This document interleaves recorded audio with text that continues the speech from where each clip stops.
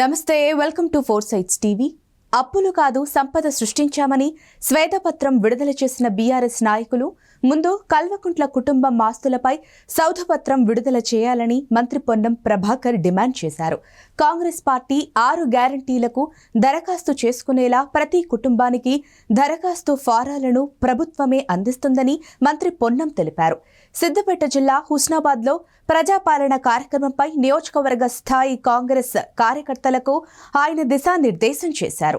ఈ నెల 28 నుండి జనవరి 6 వరకు జరిగే ప్రజాపాలన కార్యక్రమాన్ని విజయవంతం చేయాలని మంత్రి ప్రజలకు విజ్ఞప్తి చేశారు.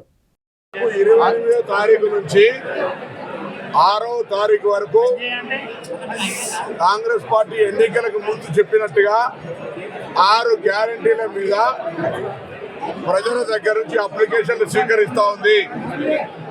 గ్రామాల వారీగా, మున్సిపల్ వార్డుల వారీగా యావత్ తెలంగాణ రాష్ట్రంలో ఈ యొక్క అప్లికేషన్ల సేకరణ జరుగుతూ ఉంది. అప్లికేషన్ కూడా ప్రభుత్వమే ప్రతి కుటుంబానికి ఇస్తుంది. వ్యక్తులుగా అప్లికేషన్ పెట్టుకునే అవసరంలే. ఒక కుటుంబము, ఆ కుటుంబానికి అవసరమైనటువంటి మా గ్యారంటీ, ఏ గ్యారంటీ మీరు ఉపయోగించుకోదలుచుకున్నారో ఆ గ్యారంటీకి సంబంధించిన అప్లికేషన్ అందులో ఆప్షన్ ఉంది. దాని ప్రకారంగా నేను యావత్ తెలంగాణ ప్రజల్ని, హుస్నాబాద్ నియోజకవర్గ ప్రజలకు విజ్ఞప్తి చేస్తూ ఉన్నా.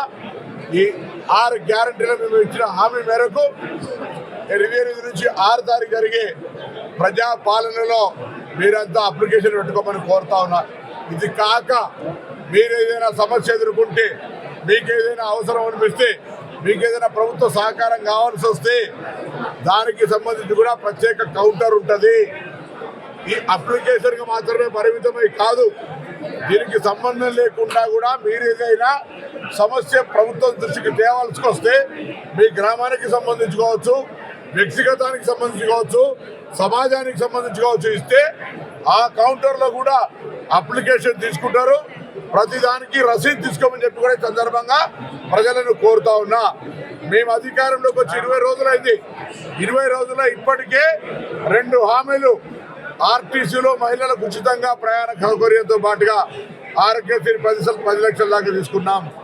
ఇలా మహిళలు ఇప్పటికే దాదాపు 4 కోట్ల మంది 0 టికెట్ల మీద ప్రయాణం చేసినారు. ఇది మహిళా లోకం ఊహించే విధంగా ప్రభుత్వం వచ్చినాక ఎప్పుడో ఒకసారి ఇస్తుందిలే అని అనుకున్నారు. ప్రభుత్వం ఏర్పడ్డ 2వ రోజు 48 గంటలనే అది నా రవాణా శాఖ వచ్చినటువంటి రోజునే ఈ యొక్క కార్యక్రమం జరిగింది. దీన్ని ప్రజలు వినియోగించుకోవాలని కోరుతా ఉన్నాం. ఈ సందర్భంగా కొన్ని సంబంధించినటువంటి రూట్ల బస్సులు కావాలి, కొంత ఫ్రీక్వెన్సీ పెరగాలి, కొంచెం ఆక్యుపెన్సీ పెరిగింది. వీటన్నిటినీ సమీక్షించుకుంటున్నాం. త్వరలోనే కొత్త బస్సులు తీసుకొస్తాం. అన్ని రూట్ల బస్సులు పోయే విధంగా, ఆ సమయాన్ని కూడా కొంత ఎక్కువ గ్యాప్ రాకుండా ఉండే విధంగా ప్రయాణికుల సౌకర్యం కొరకు బస్సులు ఏర్పాటు చేస్తాం. ఇక టీఆర్ఎస్ పార్టీ మేము అధికారంలోకి వచ్చి 20 రోజులు కాలే. ఎవరైనా కొత్తగా పెళ్ళైతే కోడలు అత్త ఒక మాట కూడా 20 రోజులు అన్నది. కానీ ఈ ప్రభుత్వాన్ని శ్వేతపత్రం పేరు మీద విమర్శ చేస్తూ ఉన్నారు నాయకులు.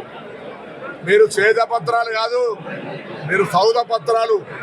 గత 10 ఏళ్ళుగా మీరేమంటారు? తెలంగాణ ఆస్తులు పెరిగినాయి, అప్పులతో పాటుగా ఆస్తులు పెరిగినాయి అంటారు.